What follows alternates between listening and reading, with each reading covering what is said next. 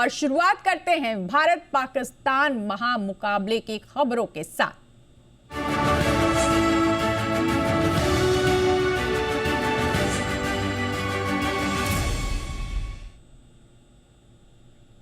तो T20 world cup में आज भारत और पाकिस्तान के बीच महामुकाबला होगा। कोलंबो के आर प्रेमदासा स्टेडियम में दोनों पड़ोसी शाम 7 बजे से एक दूसरे के आमने सामने होंगे। टॉस शाम 6:30 बजे होगा और भारत 2007 और 2024 में T20 वर्ल्ड कप जीत चुका है, यानी भारत का पलड़ा अगर देखा जाए तो भारी रहा है। टीम ने अपना पहला टाइटल पाकिस्तान को फाइनल हराकर ही जीता था। दूसरी ओर पाकिस्तान 2009 का चैंपियन है। टीम 2007 और 2022 में रनर अप रह चुकी है। टीम इंडिया के सामने सबसे बड़ी चुनौती श्रीलंकाई पिच पर उस्मान तारिक की गेंदबाजी होगी। तारिक का रुक कर गेंदबाजी करना, स्पीड वेरिएशन और एंगल भारतीय बैटर्स के लिए बड़ी चुनौती है, लेकिन दोनों ही टीमें पूरी तरह से तैयार हैं इस महामुकाबले के लिए। और इस महामुकाबले का इंतजार सिर्फ, आपको बता दें, सिर्फ भारत या पाकिस्तान के ही लोग नहीं करते, पूरी दुनिया इस महामुकाबले का इंतजार करती है। और आज वो दिन है जब ये महामुकाबला खेला जाएगा। और इस मैच के बारे में ज्यादा बात करने के लिए हमारे साथ जुड़ रहे हैं जी बिजनेस के managing editor Anil Singhvi sir. Good morning sir.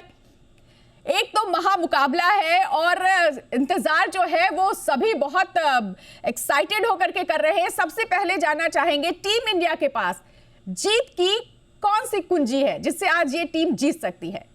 जी, गुड मॉर्निंग अनिता। देखिए, वैसे कहने के लिए तो महामुकाबला है, इसमें कोई डाउट ही नहीं है, लेकिन देखा जाए तो मुकाबला है ही नहीं, क्योंकि पिछले ट्रैक रिकॉर्ड अगर आप देखें, ये तो 7 मैच भारत जीता है, 1 पाकिस्तान जीता है, तो वैसे देखा जाए तो मुकाबला कहाँ है, बहुत ही एक तरफा टाइप वाला मामला है। लेकिन चूंकि राइवलरी पुरानी है, बड़ी है, हाँ ये जरूर है कि महामुकाबला उस जमाने में होता था जब इमरान खान और वसीम अकरम जैसे और गेंदबाज उनके पास होते थे, हमारे पास तेंदुलकर साहब जैसे बैट्समैन होते थे। वो एक अलग वक्त था। लेकिन अब तो ठीक है, भारतीय टीम पाकिस्तानी टीम को हराने की आदी हो चुकी है। कोई एक आध मैच में लो ऑफ एवरेजेस काम कर जाता है, वो एक अलग बात है। रहा सवाल जीत की कुंजी क्या होगी, तो देखिए, भारत की स्ट्रेंथ उसकी बल्लेबाजी है और पाकिस्तान की स्ट्रेंथ उसकी गेंदबाजी है। गेंदबाजी भी अब पाकिस्तान की स्ट्रेंथ जो पुराने समय में उनकी तेज गेंदबाजी रहा करती थी वो खत्म हो चुकी है। सिर्फ स्पिन अभी थोड़ा सा ऐसा है जो पाकिस्तान का अच्छा करता दिखा। भारत के लिए सफलता की कुंजी क्या है, हम तो जीत सकते हैं। देखिए, T20 मैच में है ना, एक सिंपल सा फॉर्मूला है। आपकी टीम में ऐसे कितने प्लेयर हैं जो मैच विनिंग इनिंग खेल सकते हैं या मैच विनिंग स्पेल डाल सकते हैं, या तो वो ऐसी बॉलिंग करके दिखाए जो आपको जिता सकती है, या आपके पास मैक्सिमम ऐसे बैट्समैन हो, ऐसे बैटर हो जो कि जिस दिन चल जाए तो वो मैच जीता के दम लेंगे। और इस मामले में भारत बहुत भारी है। राइट फ्रॉम आप अभिषेक शर्मा से लेके ईशान किशन, आप समझिए दोनों में से एक बैट्समैन भी अगर 30 गेंद खेल गया तो क्या हो सकता है। उसके बाद मिडिल ऑर्डर में आप आइए तो सूर्य कुमार यादव जबरदस्त फॉर्म में लौट आए हैं। तिलक वर्मा आग उगलने को तैयार ही बैठे हैं। हार्दिक पांड्या तो पाकिस्तान के अगेंस्ट में आज तक हमेशा अपना सर्वश्रेष्ठ करते आए हैं। तो हमारे पास बैटिंग ऑर्डर में अगर आप देखेंगे, बाद में रिंकू सिंह विस्फोटक बल्लेबाजी, तो मैच विनर्स बहुत हैं। और T20 में वही टीम जीतती है जिसके पास सबसे ज्यादा मैच विनर्स हैं। तो मुझे लगता है कि भारत के लिए जीतने का अगर एक कोई सबसे बढ़िया वो एक मौका है तो अपने जो तगड़े बैटर्स हैं, जो मैच विनर्स है, उनमें से 1 या 2 चल गए, काम हो जाता है। बिल्कुल। तो सर, आपका कहना है क्योंकि एक तरफा मुकाबला है और हमारे पास एक से एक नायाब हीरे भी हैं जो इस मैच को जिता सकते हैं। सर, जानना चाहेंगे आपका स्कोर प्रेडिक्शन और गेम चेंजर कौन है? ना मैं एक चीज कहूंगा आपको कि एक तरफा मुकाबला मैं नहीं मान रहा है। क्यों नहीं मान रहा है मैं वो भी बता देता हूँ आपको।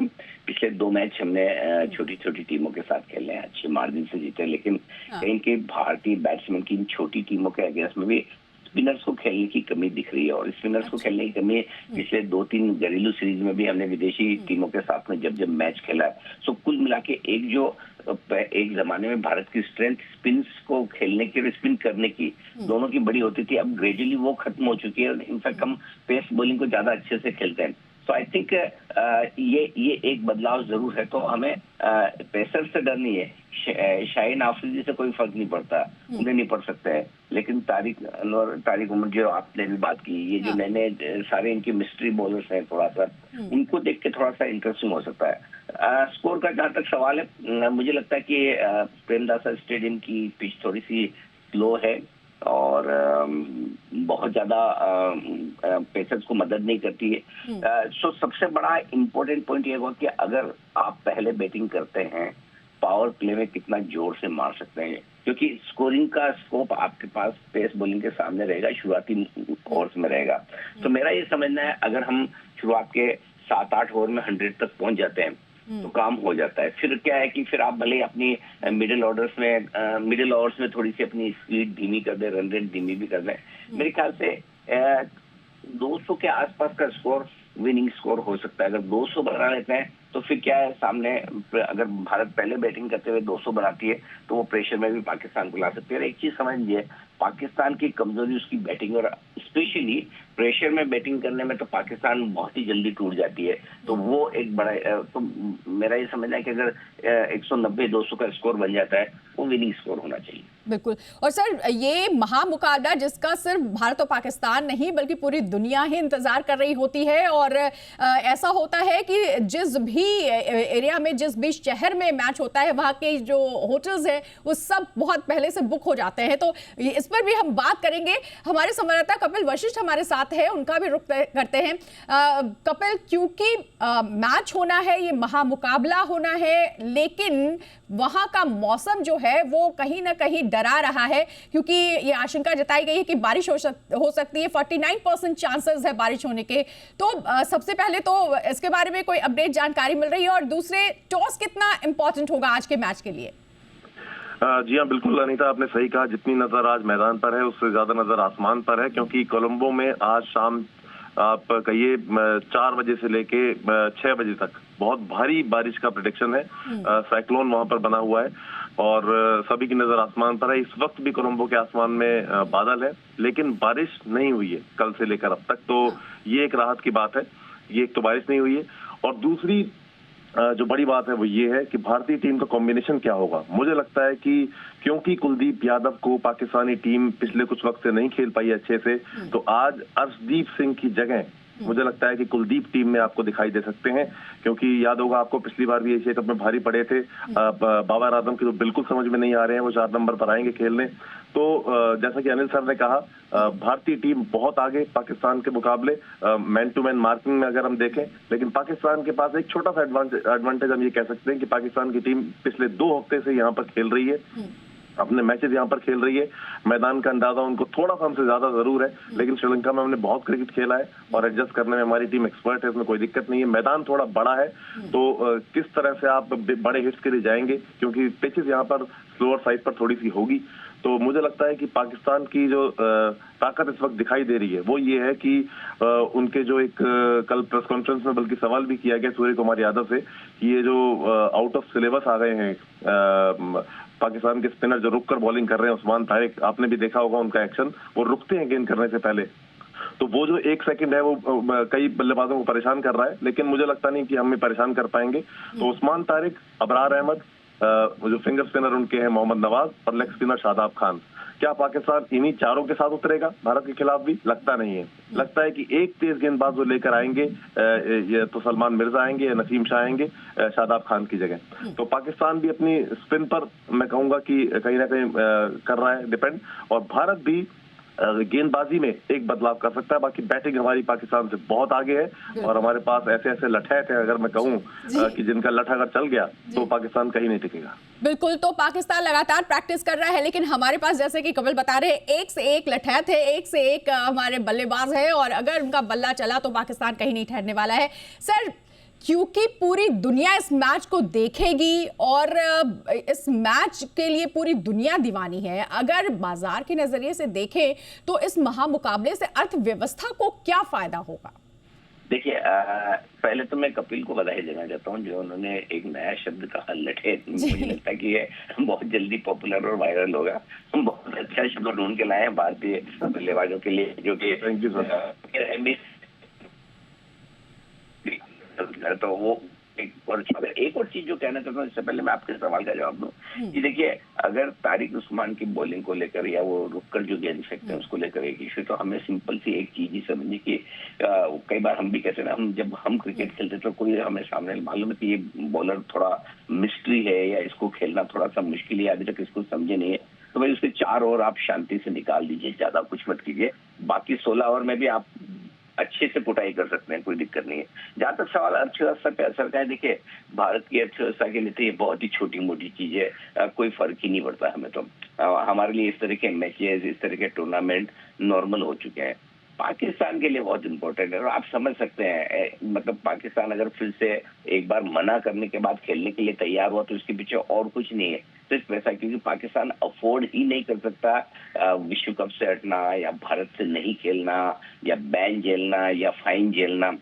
ये उनकी समस्याएं हैं एक्चुअली। सो आई थिंक उनके लिए ज्यादा इंपॉर्टेंट है फाइनेंशियली। हमारे लिए तो क्या है, ठीक है, एक और मैच है, एक और टूर्नामेंट है, और इससे बढ़िया मैचेस टूर्नामेंट भारत कर चुका है। हमारी इकोनॉमी के लिए तो ये मतलब कुछ है ही नहीं, हम काउंट ही नहीं करते हैं। लेकिन आप सोचिए, अगर ये मैच अगर पाकिस्तान नहीं खेलती तो पाकिस्तान के पास वो ताकत भी नहीं है कि वो पेनल्टी पे कर सके जो आईसीसी उन्हें लगाती है, या फिर जो कुछ पैसे का नुकसान उन्हें होता है इस मैच को नहीं खेलने से। तो आई थिंक उनके लिए इम्पोर्टेंट है, फाइनेंशियली हमारे लिए तो बिल्कुल भी नहीं। तो अर्थव्यवस्था के नजरिए से किस तरह का ये मैच है, ये बताया सर ने। कपिल, आपका रुख करूंगी, क्योंकि ऑपरेशन सिंदूर के बाद से हमारी टीम नो हैंडशेक नीति के तहत ही चल रही है। मैच तो खेला जाता है लेकिन हाथ नहीं मिलाया जाता, और एक दिन पहले पाकिस्तान के कैप्टन ने इस पे बयानबाजी की है और खेल भावना की बात की है। आज के मैच को अगर देखा जाए तो क्या तस्वीर उभर कर सामने आ सकती है? जी हाँ, बिल्कुल। देखिए, हमने बिल्कुल हाथ नहीं मिलाया था, एक स्टैंड लिया था हमने इसमें, और ये सवाल कल सूर्य कुमार यादव से किया भी गया था प्रेस कॉन्फ्रेंस में। उनसे पूछा गया कि हैंडशेक को लेकर क्या होगा, क्या हाथ मिलाए जाएंगे?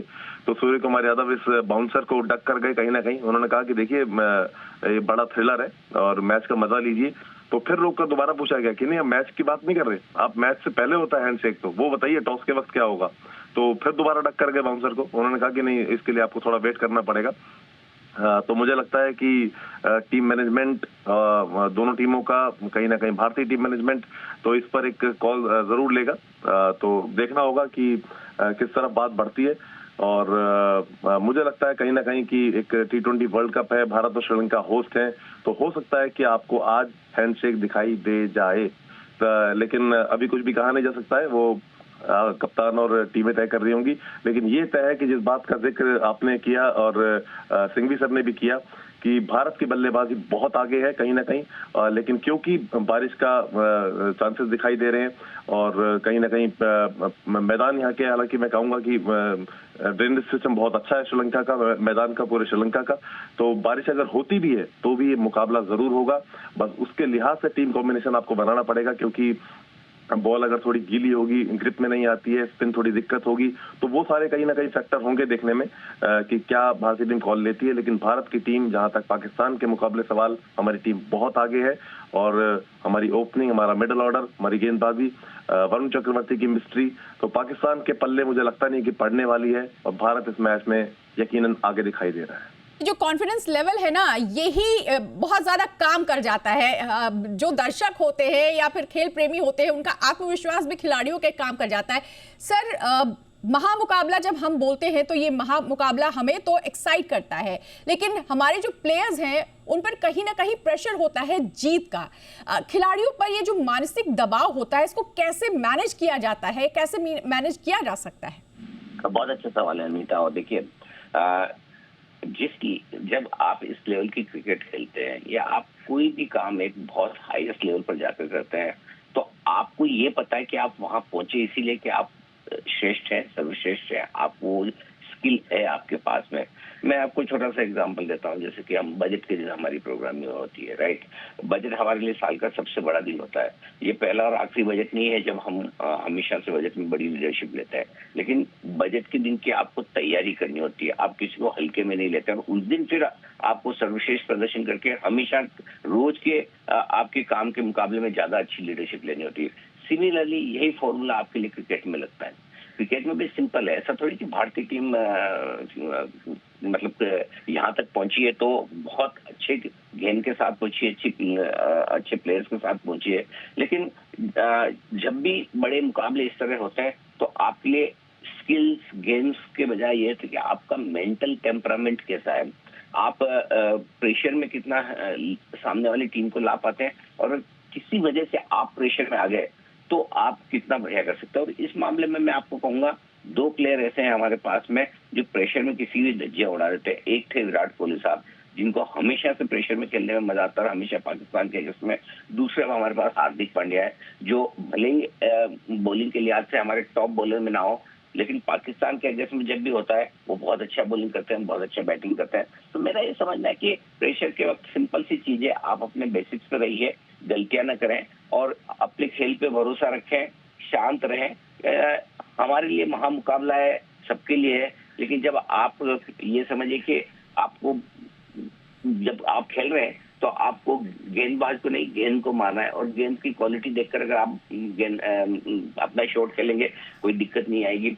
आप पिच को देखकर अगर आप बैटिंग बॉलिंग करेंगे कोई दिक्कत नहीं आएगी। तो मुझे लगता नहीं कि कोई बहुत मुश्किल काम है भारत के लिए।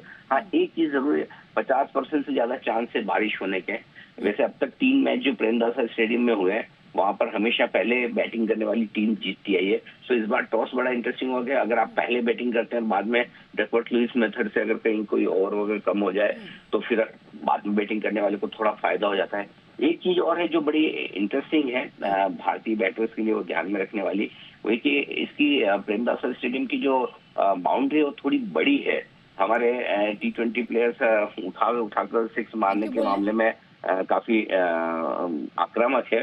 तो बड़ी आपको फील्ड काम और साथ ही साथ ये बारिश वाला, ये 2 चीजों, क्योंकि आपको है ना, एक आंख आपको सामने बॉलर पे रखनी है तो दूसरी आंख आपको रन रेट पर रखनी होगी, क्योंकि हर वक्त रन रेट आपकी गिरने ना पाए। ये प्रेशर किसी भी टीम पर पहले बैटिंग करे वो जरूर होगा कि आपको रन रेट मेंटेन करनी पड़ेगी। कब क्या पता मैच आपको रोकना पड़ जाए। तो अगर आप धीमी रन रेट से करेंगे तो फिर मामला गड़बड़ हो सकता है। बिल्कुल, यानी मौसम आज कहें तो अंपायर की भूमिका में होगा, और जमीन पे यानी पिच पे जो निगाह होगी उससे ज्यादा सभी की निगाह आसमान पर भी होगी।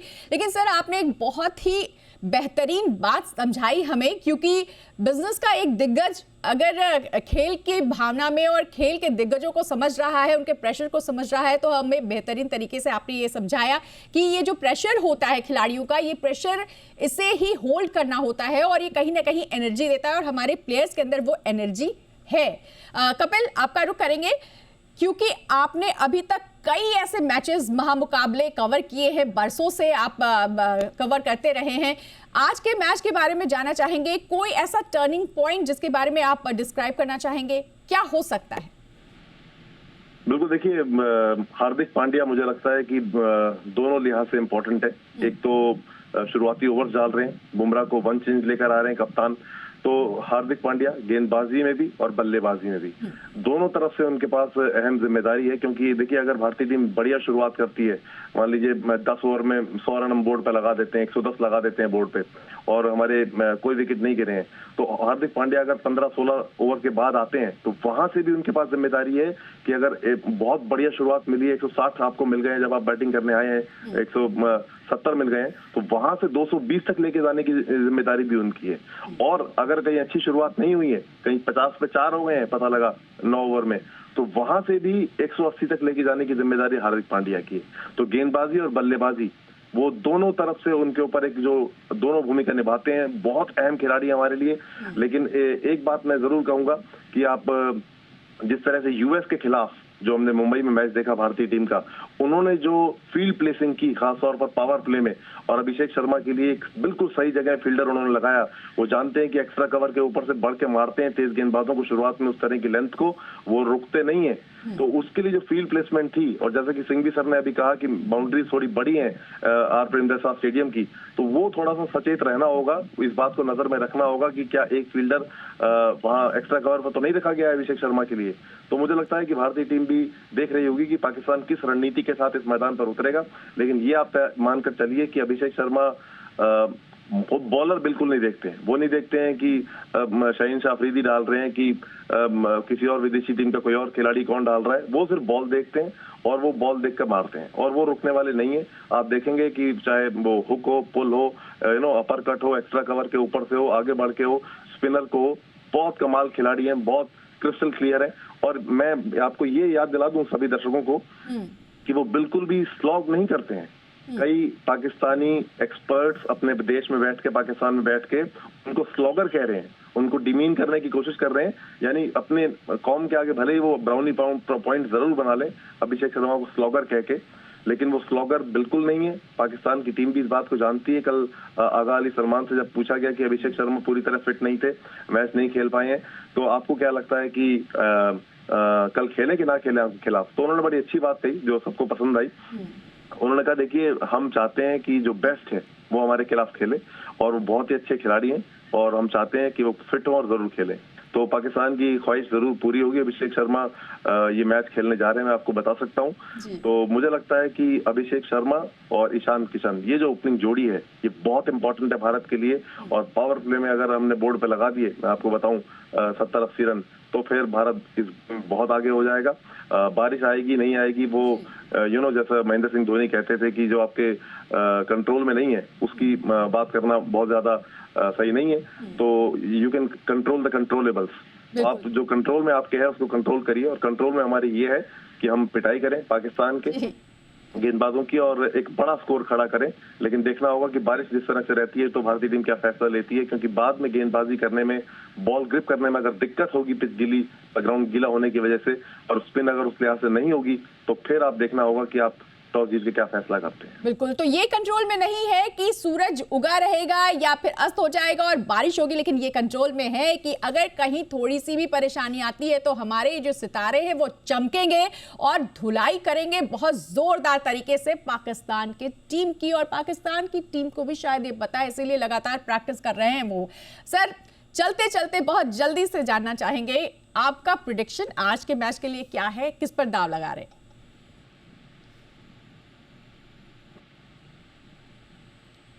सर, आप तक आवाज पहुंच रही है? तो फिलहाल लगातार हम ये चर्चा कर रहे थे कि आज महामुकाबला है पाकिस्तान और भारत के बीच, जिस पर दुनिया भर की नज़र है, लेकिन हमारे जो खिलाड़ी हैं वो पूरी तरह से तैयार हैं।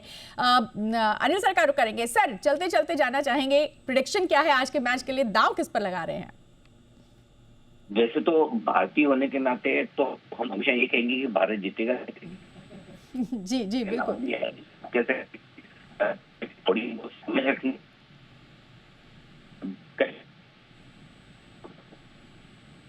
जी सर, आपकी आवाज कुछ नेटवर्क प्रॉब्लम है, नहीं आ रही है। Please carry on. जी जी जी जी, अब आ रही है यार आवाज। जी, तो मैं ये कह रहा हूँ कि भारतीय होने के नाते तो मैं हमेशा ये कहूंगा कि भारत की टीम ही जीतेगी, लेकिन सिर्फ इस वजह से नहीं, बल्कि अगर क्रिकेट की थोड़ी बहुत जो समझ या देखते देखते हम सीखे हैं, उसके हिसाब से भी मैं कह सकता हूँ कि बहुत बढ़िया चांस भारत के जीतने के हैं, क्योंकि हमारे पास मैच विनर्स हैं, हमारे पास गेम पलटने की ताकत रखने वाले प्लेयर्स हैं, हमारे पास दबाव में खेलने वाले प्लेयर्स हैं। पाकिस्तान के फेवर में एक ही चीज आती है, वो मैं बता दूं, तो ये कि उन्हें पता है कि हम वो कुछ नहीं है, क्योंकि पाकिस्तान अगर हारता तो कोई बहुत बड़ी बात नहीं होती, क्योंकि उनके भारत के साथ हारने की आदत पड़ी हुई है। भारत के लिए जीतना ज्यादा इंपॉर्टेंट इसलिए हो जाता है कि हम मजबूत टीम भी है और मजबूत टीम से हमेशा उम्मीदें होती है, और मुझे लगता है कि उम्मीदों पर खरा उतरना भारत की आदत हो। बिल्कुल इसमें कोई डाउट नहीं है कि हम जीतेंगे, और हो सकता है जिस तरह की लोगों का अनुमान है कि एक बड़ा टाइट मैच देखने को मिलेगा, इंटरेस्टिंग मैच देखने को मिलेगा, मुझे लगता है उसके विपरीत हो सकता है। क्या पता है आपको एक तरफा जीत देखने को मिले, वो भी पॉसिबल है। सिर्फ एक ही इश्यू है बारिश का, ये समझ नहीं आ रहा है। बारिश अगर नहीं होती ना, बारिश का डर नहीं होता, तो मुझे लगता है कि भारत की टीम के लिए जीत का प्रेडिक्शन करना, मतलब आप ये कह सकते हैं 80-20 है कि 80% चांस है, भारत ही जीतेगा। बिल्कुल बिल्कुल सर, आपने बहुत ही अच्छी बात बोली कि पाकिस्तान के पास से सिर्फ एक ही पॉइंट है, वो है कि उसे डर नहीं है कुछ ज्यादा खोने का, क्योंकि उसे हारने की आदत है। रिकॉर्ड में भी भारत का ही पलड़ा भारी रहा है वर्ल्ड कप के नजरिए से, और इतने अच्छे प्लेयर्स हैं कि ये कहना बिल्कुल मुश्किल नहीं है, भले ही बारिश आए ना आए, हमारे जो सितारे हैं वो चमकेंगे और बहुत जोरदार तरीके से चमकेंगे। बहुत शुक्रिया करेंगे तमाम जानकारी के लिए, बातचीत के लिए। अनिल सर आपका, कपिल आपका भी बहुत शुक्रिया तमाम जानकारी के लिए।